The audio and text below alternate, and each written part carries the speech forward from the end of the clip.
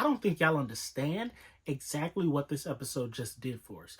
The potential it just unlocked for this story to go anywhere and how it's gonna collide with Super and make everything canon. What's going on, everybody? It's your boy, the Uncrowned Otaku. Latest episode of Dragonball Daima dropped today, actually, and it finally happened.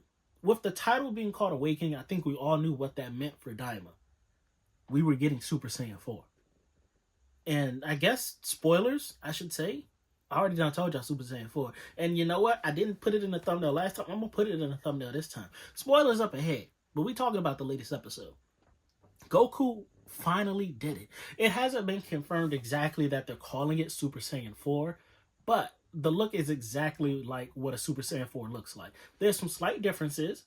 One, Goku didn't grow this time. He's still Chibi Goku. He still has the red fur on his body. But originally in GT, the hair was black. In this version, the hair is like a slightly brighter red than the fur on his body, which, I'm going to be honest, I don't know if I like the red hair. They get red hair when they go Super Saiyan God. I don't know if I want them to have red hair when they go Super Saiyan 4. I feel like the black hair clashing off the red fur on their skin is an iconic look, and I'm hoping it can kind of go back to that eventually. And also, the biggest difference is how this form is achieved.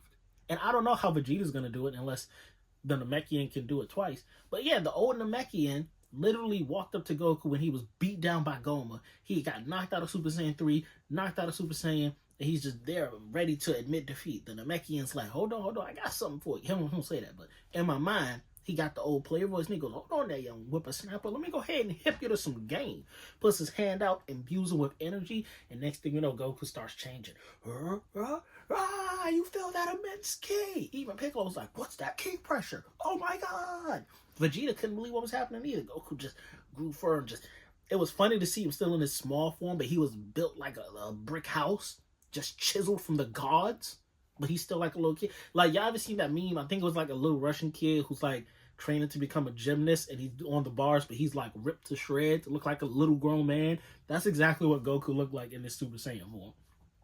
But what I want to talk about is the potential this is going to lead us. Because like we all knew, this is Akira Toriyama's last word. Ain't no way he wasn't going to bless us with a new form. Especially with what I believe I read an article that said Super Saiyan 4 was his favorite form. Ain't no way he was going to leave us without giving us the Super Saiyan 4 form. He's literally blessing us from the heavens right now. That's crazy. He's still making sure his fandom is eating from the great beyond, bro. That's love to your craft. That's love to something you created. That's real love from the bottom of his heart. Levels you couldn't fathom type of love. But what I'm curious about,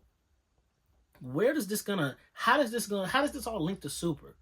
And also the consequences it's gonna mean for Super Saiyan 4. Because the biggest argument has been, is Super Saiyan 4 just as stronger, or weaker than Super Saiyan Blue? That maybe not an argument for y'all, but that's been a big argument for me in my circle of otakus. And I've been on the Super Saiyan 4 side. I always thought like a 10 times Kamehameha, you ain't touching that. And in the show, he did it. He didn't do 10 times. He did a Kamehameha. And at first, I was a little sad because I was like, bro, it's blue. It's not red like the original one when he went Super Saiyan 4. But if you pay close attention, towards the end of his Kamehameha, fire starts swirling around it. And I think what that means is, even though Goku's attained this form, he hasn't fully tapped into it. Kind of like when he went Super Saiyan God for the first time, he was still kind of learning everything. He wasn't tapped into the full power, and he was getting stronger as he fought Beerus. I think the same thing is happening here. Granted, he got knocked out of it at the end.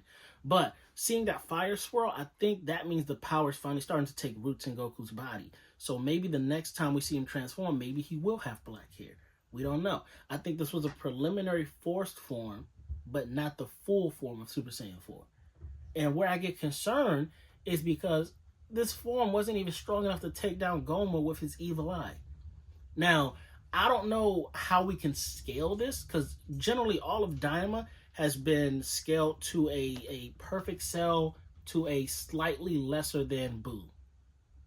So where's Goma fit in that with his evil eye? He seems super strong. Super Saiyan 3 Goku was maxing him out for a couple hits. So that lets me know I don't think he's as strong as a Super Saiyan God. But Super Saiyan 4 was maxing him out for a second too, and then he did some stuff with his eye and started draining the power. So Goku got beat up.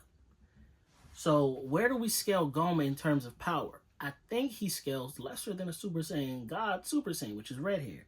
So now I'm getting concerned because that means Super Saiyan 4 isn't that strong at all. Because if we are making Daima canon, if we're going to link it to be canon to Super, then the only reason they could explain that they would need Super Saiyan God, the Super Saiyan God form, is because Super Saiyan 4 still wouldn't have been enough.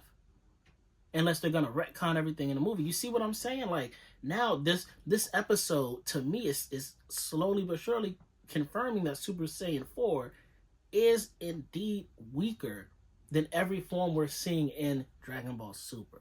And that's what I'm scared of. Because I don't want to see Super Saiyan 4 be like a weak one-off where after Daima's done, we never see it again.